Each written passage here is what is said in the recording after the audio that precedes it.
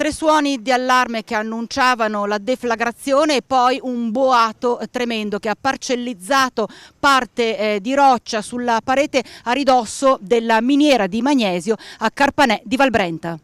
La fetta di roccia che è stata fatta cadere è stata importante. Da quello che abbiamo visto da qui, insomma, è defluita rispetto ai luoghi che erano stati immaginati. Perché è stata necessaria questa operazione?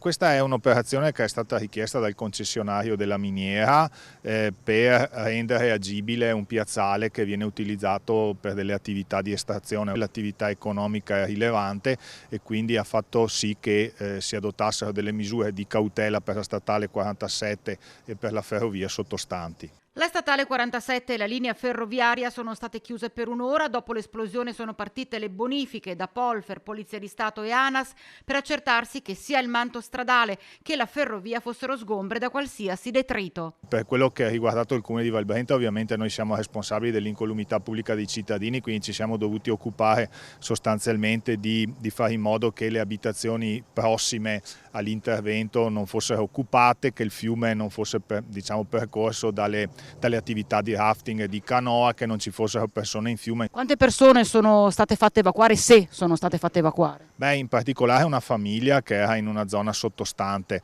poi altre persone, insomma, che utilizzavano, che erano presenti in fiume come da ordinanza, però è tutto, da questo punto di vista è stato tutto eseguito nel massimo rispetto dell'ordinanza.